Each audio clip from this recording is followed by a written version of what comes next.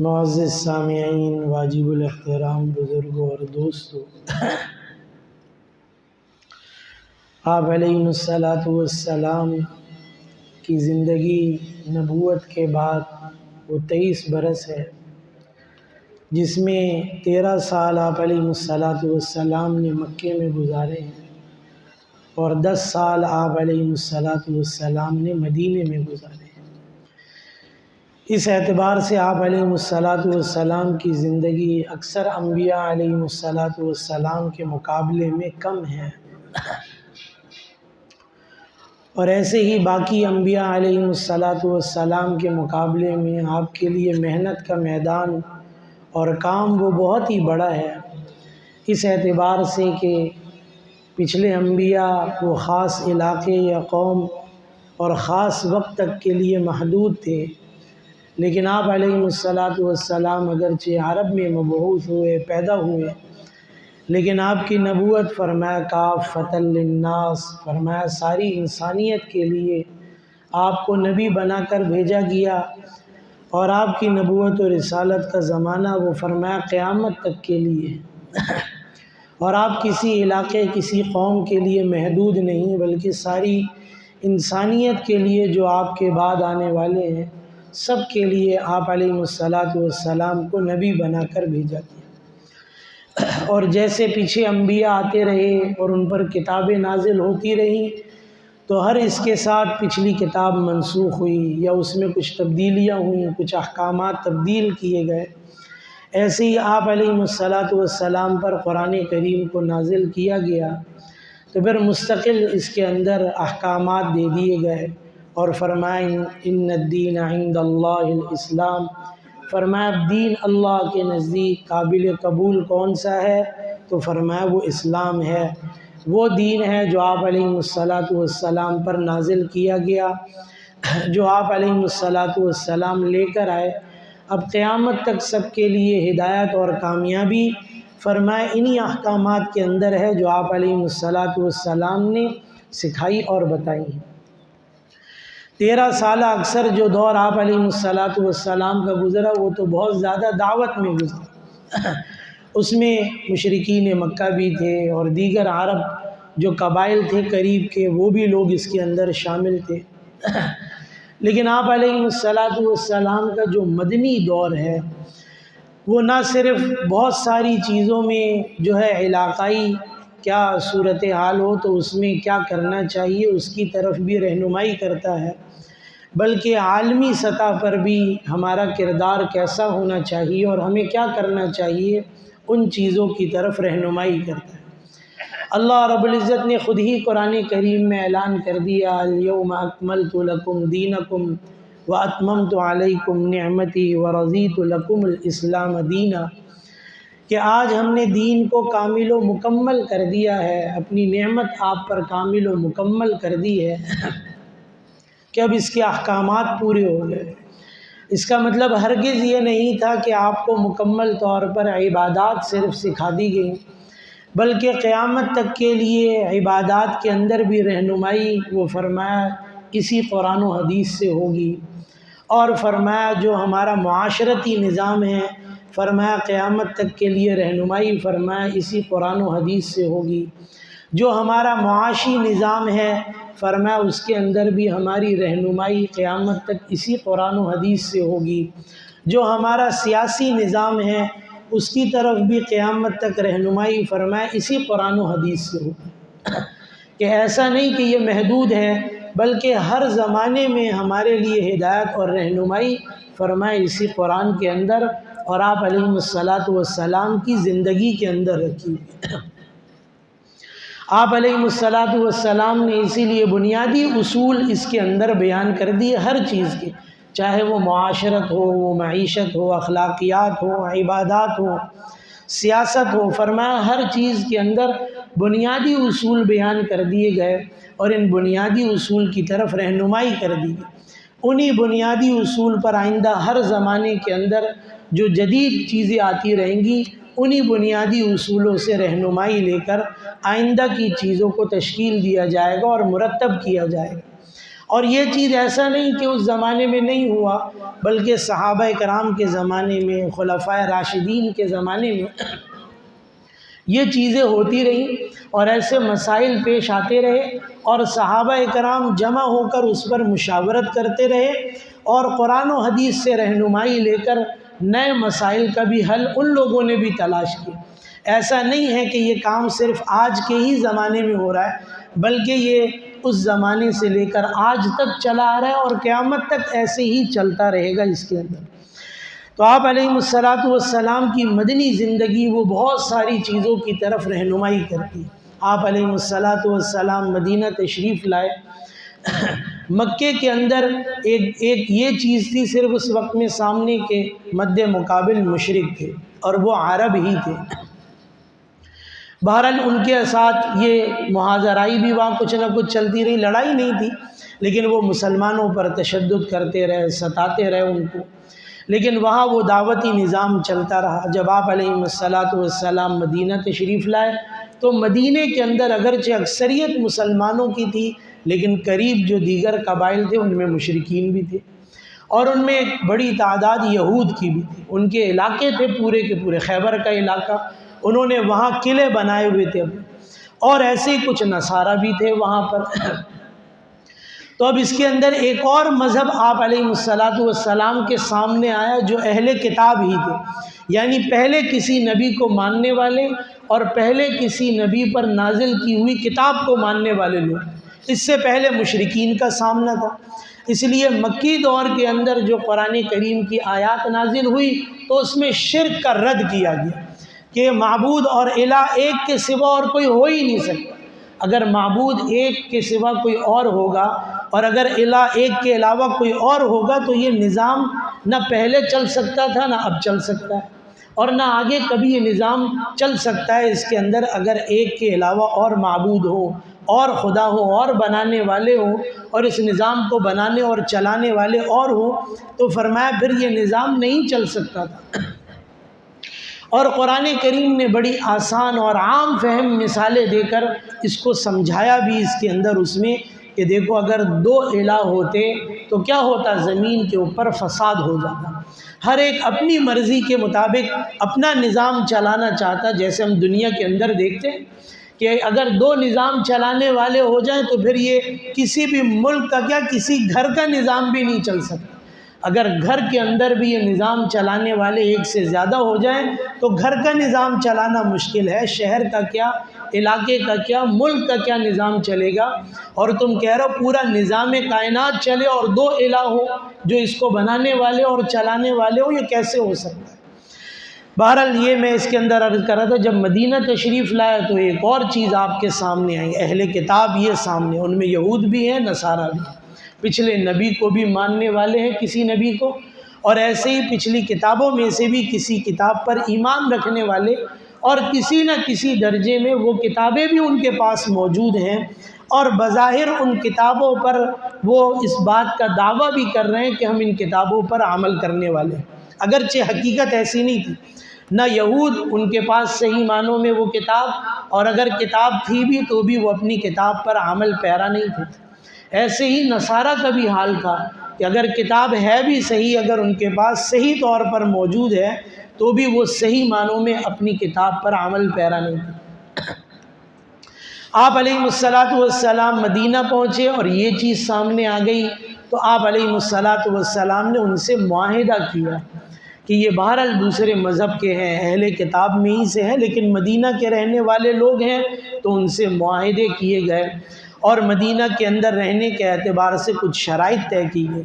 اور یہ بھی تھا کہ ٹھیک ہے یہاں پر رہیں لیکن ہمارے دشمنوں کی مدد نہیں کریں گے ہمارے خلاف۔ لیکن ان اہل کتاب نے ایسا نہیں کیا۔ غزوہ خندق کو دیکھ لیں، غزوہ احد کے اندر آگے بھی جو لڑائیاں ہوئی کچھ، اس میں ان اہل کتاب کا بڑا اثر و رسوخ تھا۔ اس غزوہ خندق کے لیے مشرکین مکہ کو اور دیگر عرب قبائل جو مشرکین تھے ان کو تیار کرنے والے یہ یہودی،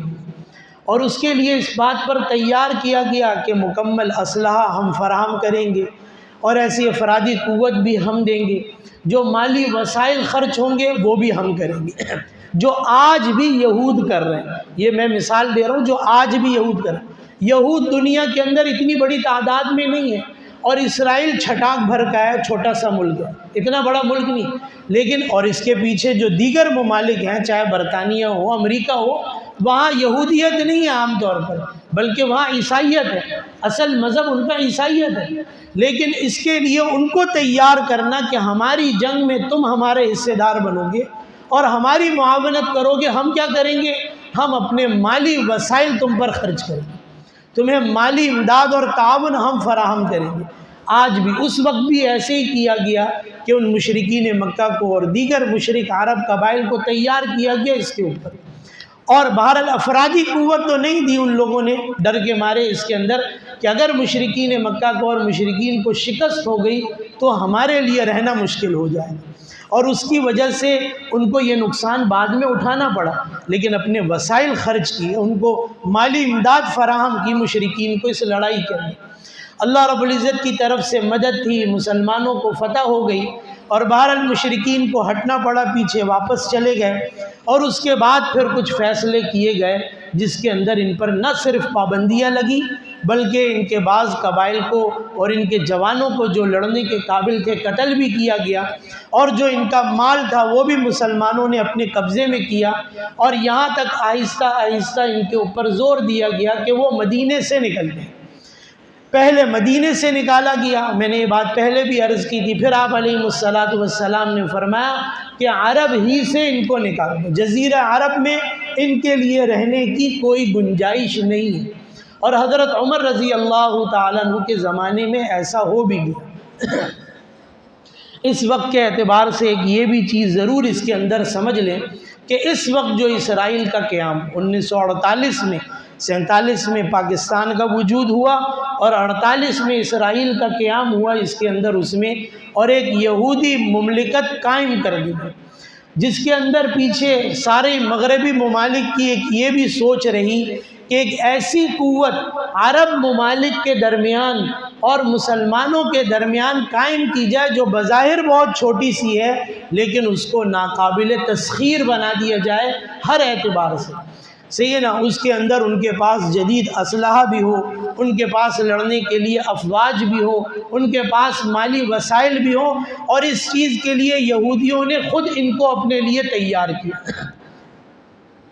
کہ یہ چیز بڑے سوچنے کی ہے کہ فوراً ہی جیسے ہی ایک اسلامی مملکت کا قیام ہوا، یہ بات بہرحال ہم بارہا کہتے رہتے ہیں اور سنتے بھی رہتے ہیں، اس پہ شکایت اعتراض سوالات ہمیں بھی ہیں اور آپ کو بھی ہیں کہ یہ ملک پاکستان کس کے لیے بنا، کس نیت کس جذبے سے بنا، کس مقصد سے بنا اور کتنا اپنے مقصد پر ہے. یہ سب چیزوں پر سوالات ہمیں بھی ہیں، آپ کو بھی ہے، اس پر اعتراضات اشکالات اپنی جگہ ہیں. لیکن بہرحال جس وقت اس ملک کا قیام ہوا وہ اسلامی ریاست کے طور پہ ہی ہوا تھا، اور اس کے ساتھ ہی ایک ایسی ریاست بھی قائم کی گئی جو یہودیوں کے لیے بنائی گئی، اور اس کو نہ صرف یہ کہ بنایا گیا اور کہیں نہیں بنایا گیا، یہ اور کہیں پر بھی پوری دنیا میں بنائی جا سکتی.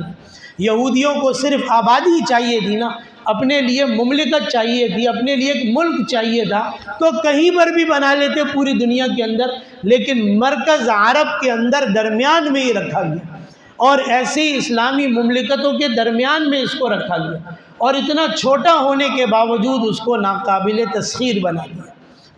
یہ چیز بڑے سوچنے کی ہے اس کے اندر. بہرحال ابھی اس کے اندر اقوام متحدہ کا اجلاس ہو گیا، اقوام متحدہ کا اجلاس ہو گیا اور بے نتیجہ ختم ہو گیا. یہ صرف مسلم امہ کو یا مسلم ممالک کو بظاہر دکھانے کے لیے ایک قرارداد پیش کی گئی کہ یہ جنگ بندی ہونی چاہیے یا نہیں ہونی چاہیے، اسرائیل کو روکا جائے یا نہیں روکا جائے، اس کے اوپر کسی طرح کی پابندی لگائی جائے یا نہیں لگائی جائے. یہ میں آپ کو بتاؤں، یہ صرف ایک لالی پاپ ہمیں دیا، ایک ٹافی منہ میں ڈال دی مسلم ممالک کو کہ دیکھو اقوام متحدہ کے اندر تو یہ چیز پیش کی گئی، اور کیا کریں، ہمارا نظامی جمہوریت کا ہے، اکثر ممالک نے اس کے خلاف ووٹ ڈال دیا، اس لیے ہم کچھ کر نہیں سکتے۔ اور بھائی جب 9/11 ہوا اس کے بعد پوری دنیا ٹوٹ پڑی افغانستان کے اوپر، پوری دنیا ٹوٹ پڑی ایک وقت میں عراق کے اوپر، پوری دنیا ٹوٹ پڑی ایک وقت میں شام کے اوپر، اس وقت میں یہ چیزیں کیوں نہیں ہوئی؟ اس وقت میں یہ چیزیں کتنے 9/11 کے بعد جو ورلڈ ٹریڈ سینٹر گرا ہے اس میں کتنے لوگوں کی اموات ہوئی، کتنے لوگ مرے اس کے بعد، لیکن کہا گیا یہ دہشت گردی ہے ہمارے خلاف، اور اس کے اندر جو لوگ ملوث ہیں ان کو صفحہ ہستی سے مٹا دیں گے۔ اور اس کے لیے سارے ممالک جمع ہو گئے، اور نہ صرف اس کے اندر جو سارے جو کفر جو ایسے ممالک ہیں جو کافر ہیں، غیر اسلامی ہیں، نہ صرف وہ متحد ہو گئے بلکہ اس کے اندر غیر جانبدار وہ بھی نہیں رہ سکے، بلکہ مسلم ممالک کو بھی اپنے ساتھ معاون بنا لیا۔ سے عراق کے اندر لڑائی کے اندر مسلم ممالک کو بھی اپنے ساتھ ملا لیا گیا، شام کے اندر مسلم ممالک کو بھی اپنا معاون و مددگار بنا لیا گیا، اور ایسے ہی اس کے اندر جو نتائج سامنے آئے اور جو ہلاکتیں ہوئی وہ سب کے سامنے ہیں۔ یہ چیز زور لگتا رہا کہ بھئی ایٹمی قوت ہے عراق اور ایٹم بم مار دے گا، پورا عراق تہس نہس کر دیا، جلا کے ختم کر دیا اس کے، پورے شام کی کیا حالت ہے وہ ہمارے سامنے۔ جہاں وہ چیز علاقائی طور پر ملکی طور پر قابو میں نہیں آ سکی کہ وہاں آپس کے سیاستدان حکمران آپس میں لڑے اور وہ ملکی نظام ہمارے ماتحت ہو جائے، جہاں یہ نہیں ہو سکا وہاں یہ چیزیں کی گئیں اور حملہ کر کے ان چیزوں کو ختم کیا گیا۔ کتنے بچے اس کے اندر مارے گئے، شہید ہوئے، کتنی عورتیں شہید ہوئیں، کتنے بوڑھے جوان، کتنے لوگوں کی ہلاکتیں ہوئی، آج اس کا اندازہ نہیں لگایا جا سکتا۔ یہ چیز دیکھنے کی ہے اس کے اندر کہ یہ ذرا سی قرارداد اس کے اندر پیش کی گئی اور یہ بات رکھ دی گئی بھئی جمہوریت ہے، اکثریت نے مخالفت کر دی اس لیے ہم کچھ نہیں کر سکتے، بلکہ ہم یہ درخواست کرتے ہیں اسرائیل سے کہ وقتی طور پر جنگ بندی کی جائے تاکہ وہاں لوگوں کی امداد کی جا سکے، ان کو ادویات اور کھانا پینا پہنچایا جا سکے، اور وہاں بھرے مجمع کے اندر ایسی عالمی قوتیں اور ایسی بڑے طاقتور اسلامی ممالک کے ہونے کے باوجود اسرائیل نے اس قرارداد کو بھی سب کے منہ پر مار دیا، جاؤ میں نہیں مانتا اس کو۔ یہ جو تم نے جو 100 لوگوں نے بھی جو یہ بات بھی خالی کہی ہے کہ یہ بات بھی میں نہیں مانتا، نہیں تسلیم کر سکتا، اس کو وہاں اس اجلاس سے کسی کو اٹھانے کی بھی قوت نہیں۔ ایک تو یہ بات، دوسری اگلی بات اس کے اندر 57 اسلامی ممالک یہ جمع ہوئے، اسلامی سربراہی جو مملکتیں ہیں ان کا اجلاس ہوا، 57 ممالک اس کے اندر جمع ہوئے۔ اس میں ٹھیک ہے میں یہ کہوں گا بہت سے ممالک کمزور ہیں، مالی طور پر معاشی طور پر کمزور ہیں، لیکن بہت سے ممالک مالی طور پر بہت ہی مضبوط ہیں، بلکہ اتنے مضبوط ہیں اگر وہ معاشی طور پر کچھ پابندیاں لگا دیں، زیادہ بھی نہیں، صرف کچھ پابندیاں لگا دیں تو یہ سارا کفر ان کے سامنے گھٹنے ٹیک دے گا، اتنی طاقت رکھتے ہیں وہ بظاہر اس کے اندر۔ وجہ بتاتا ہوں کہ کیوں نہیں ہو رہی یہ چیزیں بظاہر اس میں۔ بہرحال یہ 57 ممالک جمع ہوئے اور سب نے خالی تقریریں کی اور پورا اجلاس بے نتیجہ ختم ہو گیا، کوئی فیصلہ نہیں کر سکے۔ کچھ ممالک نے تجویز بھی دی کہ کچھ پابندیاں لگا دیں، کم از کم اتنی تو قرارداد منظور کر لیں کہ اسرائیل دہشت گرد ہے، وہاں معصوم بچے مارے جا رہے ہیں، وہاں عورتیں ماری جا رہی ہیں، وہاں جو مریض اسپتالوں میں اسپتال تباہ کر دیے ان لوگوں نے، کم از کم اتنا تو کر دیں اس کے اندر اس میں کہ اس ملک کو دہشت گرد قرار دے دیں۔ یہ 57 ممالک کے اندر اتنی بھی ہمت نہ ہوئی کہ وہ یہ صرف قرارداد منظور کریں، بلکہ اس کو بھی رد کر دیا گیا کہ ہم نہیں کر سکتے۔ یہ سوچنے کی بات ہے کہ ہم یہ قابل غور قابل فکر بات ہے ہمارے لیے یہ چیز کہ یہ چیزیں ہم کیوں نہیں کر پا رہے۔ میں ایک مختصر سا خیر واقعہ صرف اس کے اندر بیان کر دوں۔ اسلامی تاریخ کے اندر چیزیں چلتی رہیں، اسلامی ریاستیں حکومتیں چلیں۔ حضرت عمر بن عبدالعزیز رحمۃ اللہ علیہ کا زمانہ، یہ نظام بنایا مکمل طور پر مضبوط منظم حضرت عمر رضی اللہ تعالیٰ، اور پھر آگے چلتے چلتے حضرت عمر بن عبدالعزیز رحمۃ اللہ علیہ کا زمانہ ہے۔ یہی بصرہ کا یہ عراق کا علاقہ ہے، وہاں کے گورنر نے خط لکھا حضرت عمر بن عبدالعزیز رحمۃ اللہ علیہ کو کہ جتنا یہ زکوٰۃ اور یہ عشر وغیرہ جتنا جمع ہوتا ہے یہ ریاستی نظام کے اندر وہ سارا مال جمع ہوا، اور جتنا ہم کو خرچ کرنا تھا ہم نے خرچ کر دیا، یہ مال اب ہمارے پاس بچ گیا، ابھی بھی ہمارے پاس رقم بچ گئی ہے، اب ہم کیا کریں؟ اس کو ہم آپ کے پاس بھیج دیتے ہیں، اب آپ دیکھ لیں کیا کرنا ہے۔ حضرت اب یہ تفصیلی واقعہ میں بس مختصراً عرض کر رہا ہوں، حضرت عمر بن عبدالعزیز رحمۃ اللہ علیہ نے کوئی نئی تجویز بھیج دی، اس کے اندر مثال کے طور پہ کہا کہ جو ایسے نوجوان بچے اور بچیاں ہیں جن کو جو شادیوں کے قابل ہیں لیکن وہ شادیاں نہیں کر پا رہے، ان کے گھر والے شادیاں نہیں کر پا رہے، تو اس رقم سے ان کی شادیاں کروائیں۔ انہوں نے کہا بھائی یہ کام بھی میں نے کر دیا۔ پھر انہوں نے کہا فلاں کام میں یہ پیسے لگا دو کسی اور ضرورت میں مسلمانوں کے۔ گورنر نے پھر خط لکھا، بھائی یہ بھی کام میں نے کر دیا۔ اب یہ چیز ہوتے ہوتے خط و کتابت ہوتے ہوتے آخر میں حضرت اب اکثر کام جو انہوں نے بتایا گورنر نے کہا یہ سب کام کر چکے ہیں، اب بھی پیسے بچ گئے ہمارے پاس، کیا کریں؟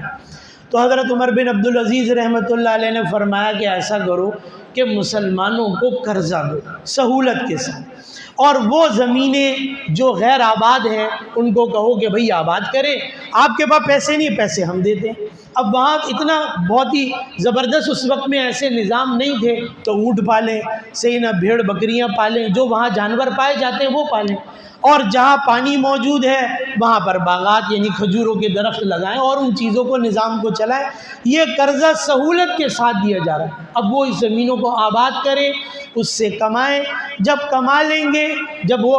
اس قابل ہو جائے تو یہ ہماری دی ہوئی رقم ہمیں واپس کر دیں۔ میں ایک یہ معاشی نظام بتا رہا ہوں، یہ جہاں یہ بہت ساری اس کے پیچھے عوامل ہیں، وجوہات ہیں، اس کے لیے ایک بڑی وجہ یہ بھی ہے 1944 میں دوسری جنگ عظیم کے بعد ورلڈ بینک اور IMF اس کا وجود ہوا۔ کیوں ہوا آپ لوگ بھی زیادہ جانتے ہوں گے، پوری دنیا کا معاشی نظام اس جنگ کے بعد تباہ ہو گیا۔ 44 ممالک کے نمائندے جمع ہوئے اور کہا گیا کہ پوری دنیا عالمی مالیاتی نظام نیا اب اس کی ضرورت ہے، اور اس کے تحت ایک نیا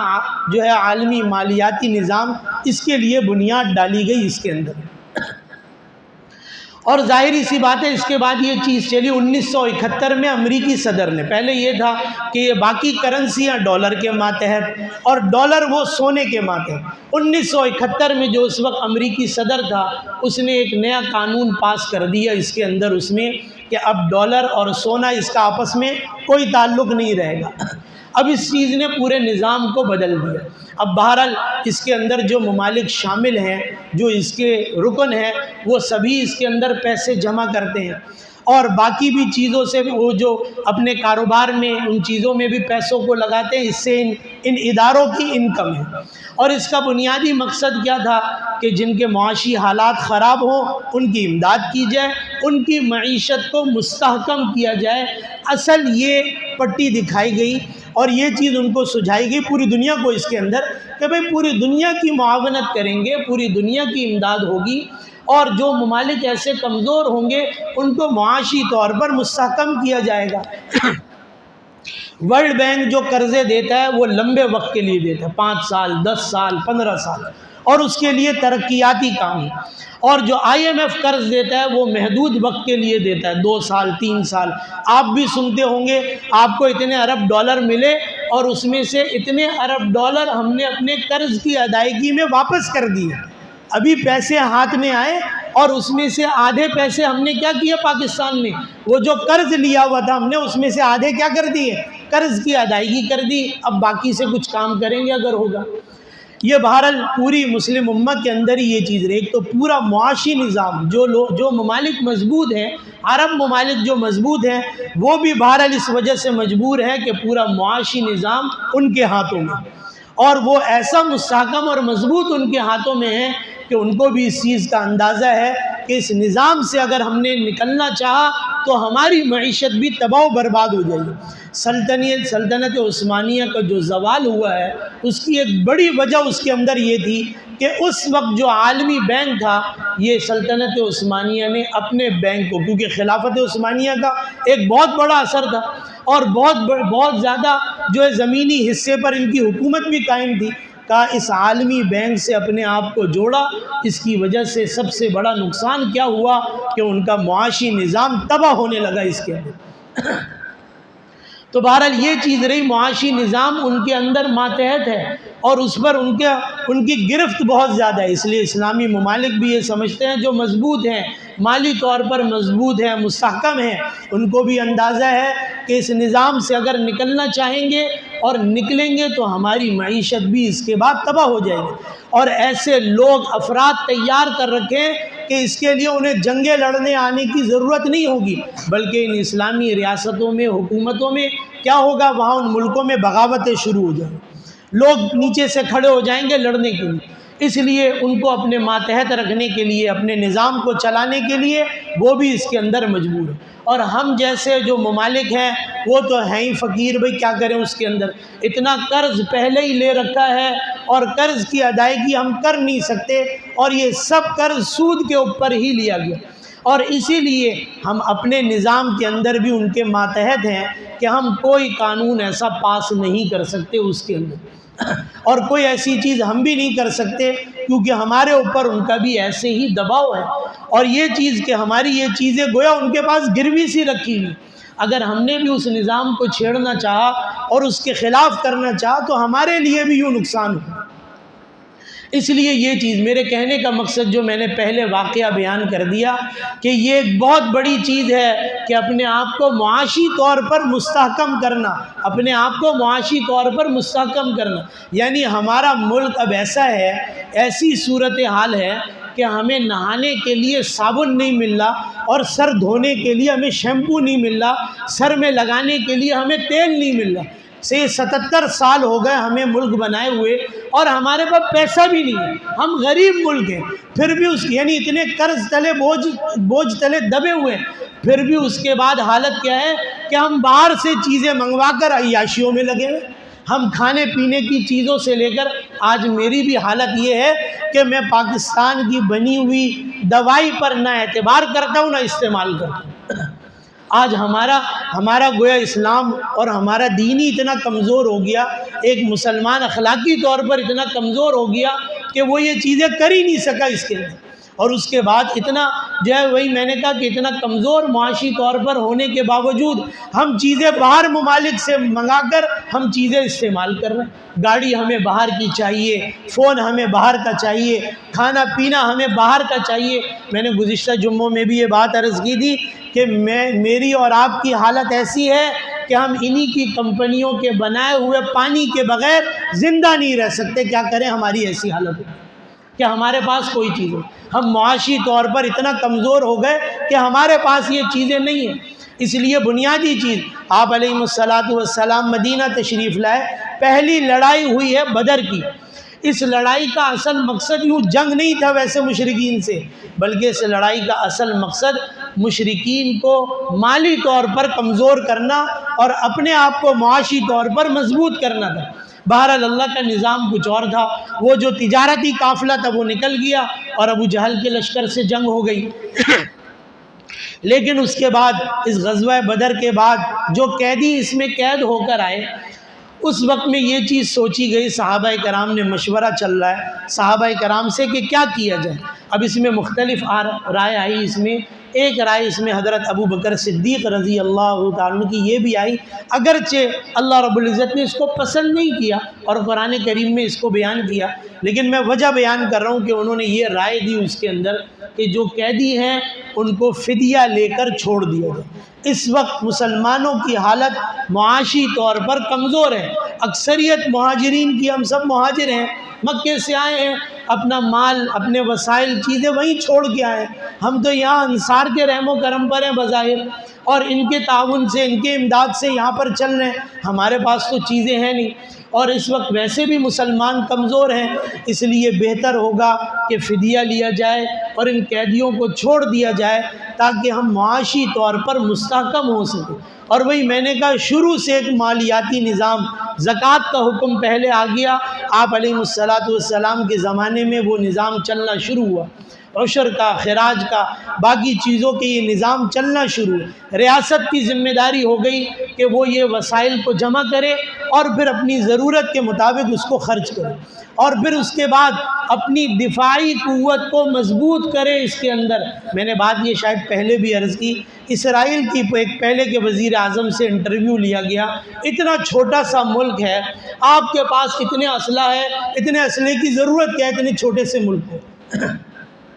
اس نے بڑی، آج بھائی میں نے کہا ہم اپنی تاریخ کو بھول چکے ہیں، ہم آپ علیہ الصلاۃ والسلام کی سیرت کو یوں نہیں جانتے، وہ پڑھتے ہیں، وہ سمجھتے ہیں، وہ جانتے ہیں۔ اس نے کہا کہ جب نبی آپ علیہ الصلاۃ والسلام کا آخری نبی کا انتقال ہوا ہے تو یہ مسلمانوں کی کتابوں میں ہی یہ بات لکھی ہوئی ہے، جب ان کا انتقال ہوا تو ان کے گھر میں اتنا تیل نہیں تھا کہ چراغ جلا سکیں، لیکن آپ علیہ الصلاۃ والسلام کے گھر میں 9 تلواریں لٹک رہی تھی اس وقت، 9 تلواریں آپ کے گھر کے اندر موجود تھیں۔ یہ دفاعی طور پر اپنے آپ کو مضبوط کرنا، یہ چیز اس کے اندر ہے، ہمیں یہ چیزیں سوچنے کی ضرورت ہے۔ اب رہ گئی یہ بات جو میں نے معاشی طور پر کہی، اس کے اندر اس میں یہ بات پہلے بھی کہتا رہا، بھائی ہم بائیکاٹ کر دیں گے کیا ہوگا؟ ایک تو یہ کہ اپنے جو ہے، جو ہمارے جو ایسے ادارے ہیں اور جو ہمارے ایسے بنانے والے ہیں چیزوں کو، فرمایا اپنے ملک کو معاشی طور پر مضبوط کرنا۔ بہرحال یہ چیز ابھی وقتی طور پر تو ہمیں شاید لگے کہ اس کا بظاہر کوئی اثر نہیں ہو رہا، اچھا یہ چیز جو ہے وہ ملکی سطح پر تو نہیں ہو رہی، نہ پابندیاں ہیں، لیکن عوام میں بات چل رہی ہے، لوگوں کے اندر خود اس چیز کی سوچ اور شعور پیدا ہو رہا ہے۔ بعض بڑے ایسے اسٹور جہاں سے ہم بھی سودا خریدتے ہیں، آپ بھی خریدتے ہیں، جاتے ہیں، وہاں ایک کام ان لوگوں نے کم از کم یہ کیا، جو ان کی مصنوعات ہے اس کے اوپر لکھ کے لگا دیا کہ بھئی یہ ان کی مصنوعات ہے، اب آپ کی مرضی آپ خریدیں یا نہ خریدیں۔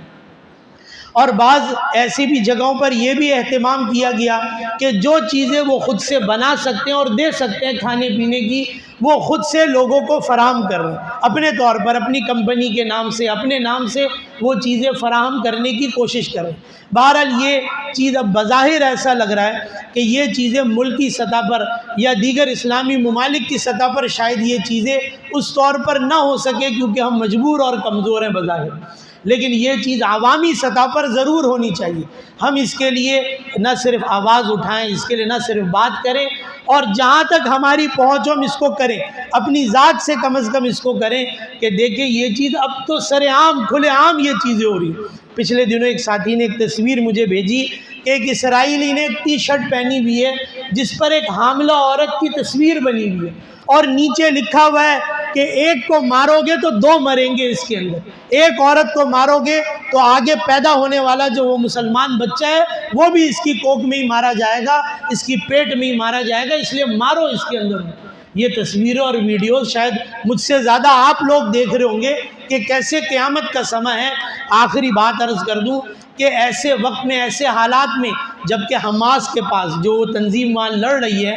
ایسے حالات میں جبکہ ان کے پاس وسائل نہیں تھے، ان کو لڑنے کی ضرورت ہی کیا تھی؟ اس وقت میں ان حالات میں جنگی جو ہے صورتحال میں کیوں کود گئے اور جنگ کو کیوں اپنا لیا؟ یہ یاد رکھیں، اس وقت بھی بہت سے اسلامی ممالک، یہ بہت پہلے سے بات چل رہی تھی، پچھلے کئی وقتوں سے آپ بھی سن رہے ہوں گے کہ ہمارے ملک کے بھی نمائندے اسرائیل جا رہے ہیں، ان سے رابطے ہو رہے ہیں، ان سے بات چیت چل رہی ہے کہ اسرائیل کو تسلیم کر لیا جائے۔ یہ بات یاد رکھیں کہ یہ ہمارے آئین کا حصہ ہے، آئین کا، کہ ہم اسرائیل کو کبھی تسلیم نہیں کریں گے، یہ ہمارے آئین کا حصہ ہے، یہ صرف ایسے ہی نہیں جھگڑا ہو رہا ہے اس کے اوپر۔ تو یہ چیز، یہ اب اس کے اندر ایک بڑا زور دیا جا رہا تھا عرب ممالک کو کہ وہ اسرائیل کو تسلیم کر لیں۔ اگر سعودیہ اسرائیل کو تسلیم کر لیتا ہے تو دیگر ممالک کی زبانیں بند ہو جائیں گی اس کے بعد کہ بھائی جب سعودیہ نے کر لیا تو تمہیں کیا پریشانی ہے؟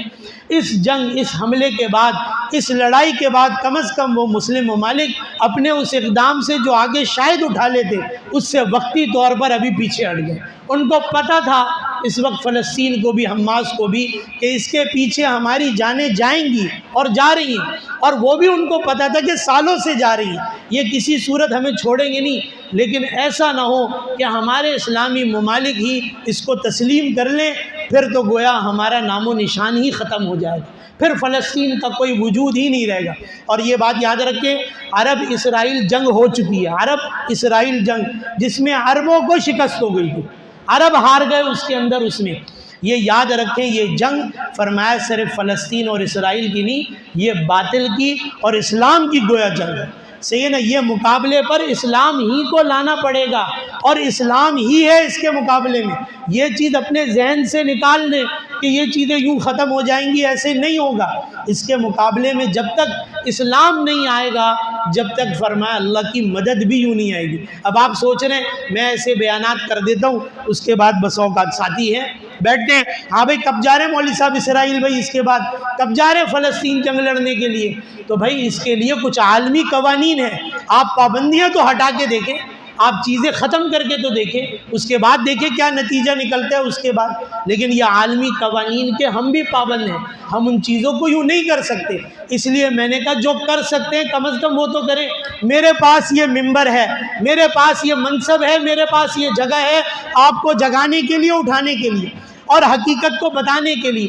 یہ سب چیزیں میڈیا پر، سوشل میڈیا پر، اور یہ ساری چیزیں ریکارڈ پر موجود ہیں، آپ چاہیں ان چیزوں کو نکال کے دیکھ لیں۔ میری بات کوئی غلط ہو تو میرے منہ پر آ کے بول دینا، جو چیزیں میں نے ابھی تک بتائی ہیں اس کے اندر۔ یہ ساری چیزوں کو کرنے کے باوجود کہا معاشی حالات درست ہوں گے، IMF کے بعد، ورلڈ بینک کے بعد درست ہوئے، 77 سال گزر گئے، نہیں ہو سکے۔ جس ملک کے اندر یہ تنظیمیں گئیں اور یہ ادارے گئے، اس کا معاشی نظام تباہ کر دیا ان لوگوں نے، اور ان کو مقروض و مجبور کر دیا۔ اس کے بعد بھی تو یہ چیزیں ہمیں سوچنے کی ہے۔ اب جو کر سکتے ہیں اپنے حصے کا کام تو ضرور کریں اس کے اندر، کہ اگر میری ضرورتیں یہاں کی مصنوعات سے پوری ہو سکتی ہیں، اگر میں کسی اور کو باخبر کر سکتا ہوں، کسی اور کو اٹھا سکتا ہوں، جگا سکتا ہوں، تو اس کو بھی روکوں، اس کو بھی